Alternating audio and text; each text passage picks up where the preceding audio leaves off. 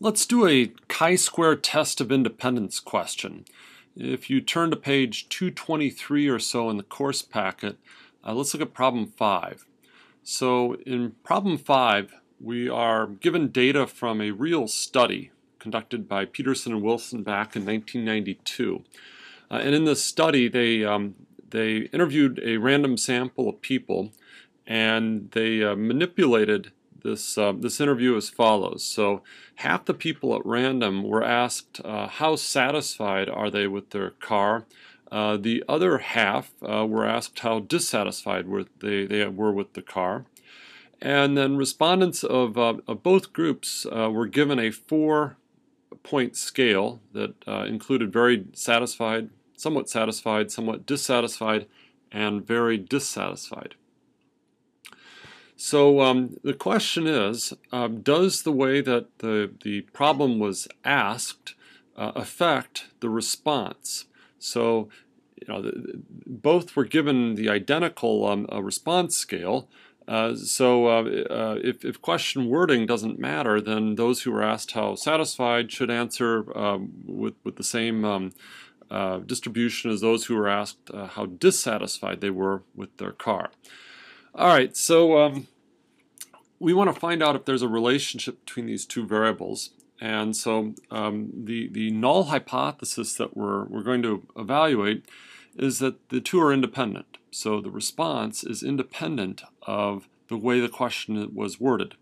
The alternative is that the variables are dependent on each other. So my response depends on the way that you ask the question. Now let's go through all the steps. So we would have to enter this data into SPSS, and so let's go do that. I'm going to go flip over to SPSS, and I think I'll make my window a little bit smaller so that I can have both the course packet and SPSS up at the same time. So in SPSS, we're going to need 3 variables. So let's have one variable, which is the wording. Another variable is going to be the response. And then the third variable, let's call it the count. Now I'm going to add some variable labels to this. So if I go over to wording and the value labels, I click on this values box up here, and then I get some dots. Go click on those dots, and I'm just going to make the value 1 be satisfied. So this is how satisfied are you with your car. Then once I've done that, I type add, and it appears down here. We're going to make the value 2 dissatisfied. This is all very arbitrary. You do make these numbers anything you like, but 1 and 2 are certainly reasonable. Now let's go do the same thing for response, and I'm going to have the value 1 being very satisfied, and then let's make the value 2 somewhat satisfied. We'll make the value 3 somewhat dissatisfied, and then we'll make the value 4 very dissatisfied. So now we've entered in those values. Go hit OK, and we're ready to enter our data. So let's go up to wording, and we'll start out with the 4 satisfied versions. Then we'll enter the 4 dissatisfied questions. So I typed 1 for these values. You'll see the value 1 up there. And I entered 2 for the next 4 rows. Now let's go to the response. I'm going to type in 1, 2, 3, 4. So 1, 2, 3, 4, 1, 2, 3, 4. Now we need our counts. So we had 139 people who were asked how satisfied they are with their car, and they indicated they were very satisfied. So 139, and then let's just go down, 82, 12, and 10. And then likewise on the other side we have 128, 69, 20, and 23. So we are nearly done with entering the data. The only other thing that we need to do is to weight our cases. So we need to tell SPSS that this first row should count 139 times, while, for example, the third row should only count 12 times. The way we do this is to go up to Data and then Weight Cases here at the bottom. And so by default, we're not going to weight the cases at all. Instead, we're going to go click on Weight Cases By, and I'm going to copy the count variable in. Then I hit OK. And SPSS indicates in the log that we are now weighting by count. All right, let's go back to the course packet and see what we're asked to do. So the first thing we're asked to do is to perform a chi-square test at the 5% level and examine the residuals. So let's go back to SPSS, and to perform a chi-square test, we're going to go up to Analyze, then Descriptives, and Crosstabs. Analyze Descriptives, Crosstabs. And if we would like to be consistent with what was in the course packet, let's go look at that again. We put the response in the rows and the question wording in the columns. So the wording goes into the columns, response goes into the rows. Now we have to do a chi-square test, and to get a chi-square test we're going to go down to Statistics, and you'll note that one of the options is this chi-square test, so we'll check that off. The other thing that we've been asked to do is examine the residuals. We should probably also interpret some row and column percents, so let's go down to Cells. Now in general, you want to, if we wanted to study how question wording, if we want to study the row percents or column percents, you want to condition on the independent variable. That's really key. So condition on the independent variable. The independent variable is usually the thing that's under your control. We want to study how the dependent variable depends on this independent variable. So the response is going to be the dependent variable. So that is the thing that's changing as a consequence of the thing that we're manipulating. Well, the thing that we're manipulating is the question wording. Okay, so we want to study how does the response depend on question wording, and what that means is that we want column percents. So we want to condition on wording. Now we're also asked to look at some residuals, so let's go look at our adjusted standardized residuals. Go hit OK, or continue, whatever the thing is, and then we can hit OK again. Now when we do a chi-square test, the very first thing that we should do is the chi-square test itself. So again, the null hypothesis is that wording and response are independent. The alternative is that they're dependent. You should be able to state those hypotheses. We go look in this chi-square test box. You're going to notice in the asymptotic significance column a p-value of 0.034. Now that p-value is less than 5%, indicating that the relationship between the two is significant. So there's a significant relationship between question wording and the way people respond.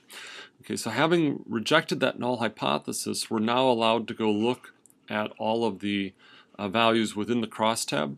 If we could not reject that null hypothesis, we should stop and just move on. All right, so there's nothing going on in the table if that p-value had not been significant, so it wouldn't really be worth our while to look inside the crosstab. But since this was significant, we are allowed to look. Now we can look at this in really two ways. We can either use the column percents, or we can use the adjusted residuals. Let's start out with the column percent, since those are a little bit more intuitive. Now, what these column percents are telling us is that if I ask you how satisfied are you with your car, then for example 57.2% say very satisfied, 33.7% say somewhat satisfied, 4.9% indicate somewhat dissatisfied, and 4.1% indicate very dissatisfied. These column percents all add up to 100%, as is indicated down here. Now you can contrast that with if I ask you how dissatisfied you are. Now there's not much of a difference up here if you're very satisfied, but where you see some differences are down here. So if I ask you how dissatisfied you are with your car, notice that almost 10%, 9.6% indicate very dissatisfied, whereas if I indicate how satisfied you are, it's only about 4%. So it looks like if I ask you how dissatisfied you are, that increases the chance that you're going to use one of these lower response categories indicating your dissatisfaction. So it's like I'm leading you to say dissatisfied, whereas if I say satisfied, you're up here. All right, so that seems to be what's going on. Now, we can also look at our adjusted standardized residuals. Now, these adjusted standardized residuals all have standard normal distributions. All right, so the null hypothesis is that things are independent, and if the residuals are close to 0, that means that that row is independent of that column. However, if the residuals are large, that indicates that there's some dependence going on. So large is usually indicated by greater than 2 or less than -2. So if we scan our table, you'll see some large ones down here, 2.4 -2.4. So what this is saying is we're seeing a whole lot more people in this cell, because this is positive, we're seeing a lot more people in this cell than we would if question wording were independent of response. So we're seeing 23, and we wouldn't really expect to see that many there. Likewise, the negative here indicates that we're seeing fewer than we would expect under independence. All right, so this confirms what I said earlier, that if I ask you how dissatisfied you are, that kind of encourages you to use the lower end of the scale. It's leading you. It's called a leading question. Okay, that's a Chisquare test of independence. Let's go back to the course packet for a second, and you'll see that another part to this question asks us to assume that we have an interval level scale, and then to do a t-test. So we could just assume that this is a 1, 2, 3, 4 scale, and then evaluate the mean of this conditional on whether you indicate satisfaction or dissatisfaction. So let's go do that. I'll go up to Analyze, then Compare Means, and we're going to do an independent sample t-test. It's independent sample because those who were asked the satisfied version of this are independent of those who are asked the dissatisfied question. It's not like we've asked these two versions to the same people, so it's an independent sample t-test.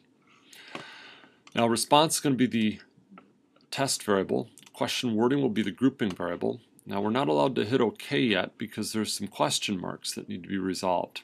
To resolve those, go hit Define Groups. Recall that we typed 1 for one of the groups and 2 for the other group. Go hit Continue, and now we're allowed to hit OK. And so if we go up here, you're going to see that of those asked the dissatisfied question, the mean is 1.74. Okay, higher values again indicate that you're more dissatisfied, whereas if I ask you the satisfied question, the mean is only about 1.56. So it looks like those who are asked the dissatisfied question have a higher mean, indicating higher dissatisfaction.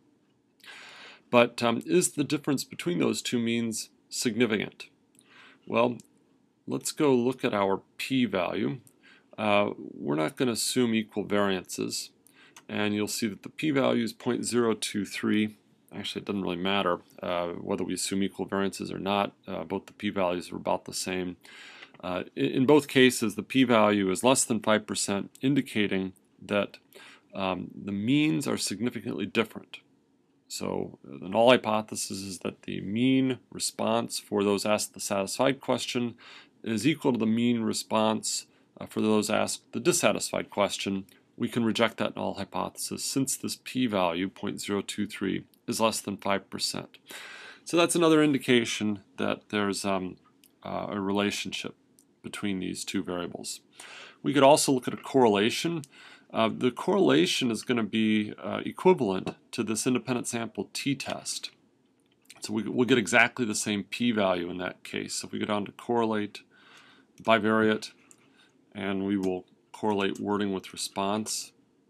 Go ahead, OK, and you'll see that you get 0.023, and that tells us the same thing. Let's go finish the problem.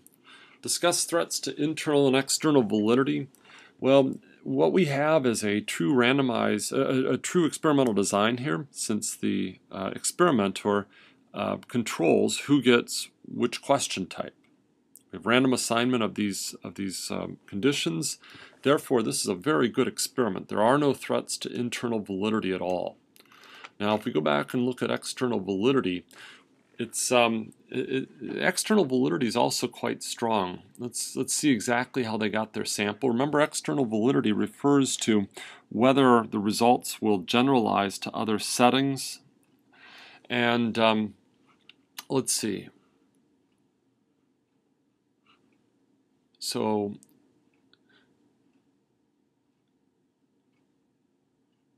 they don't give a lot of information about who was sampled. Okay, here we go. The sample consisted of randomly selected. So randomly selected is somewhat important because that indicates that we can generalize the results to the entire population from which this random sample was drawn. So what was that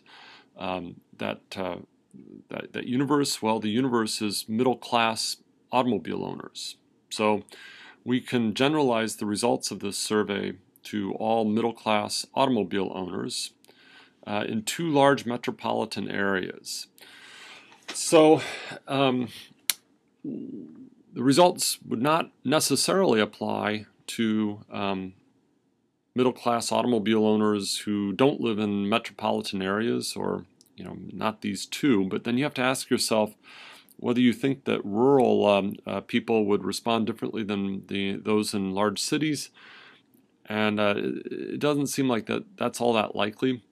You could also question whether the results are going to apply to non-middle class automobile owners. So do you think that people in the poor or very wealthy group are going to be led in a different way? We can't really say, but it doesn't seem too likely that's a large threat. Another possible threat to external validity is that we're dealing with cars. And so if we asked about how satisfied you were with your shampoo, the results may or may not be the same. We have no evidence from this study to say anything about shampoo. However, it seems unlikely that you wouldn't be led in the same way if I asked you about satisfaction with shampoo or satisfaction with an art museum. So I think it's a fairly good experiment. So there are no threats to internal validity. The threats to external validity are, again, potentially doesn't apply to non-middle class people out, and also you got the city and the product category, but I'm not so concerned about that. Okay, so that's the Chi-square test of independence.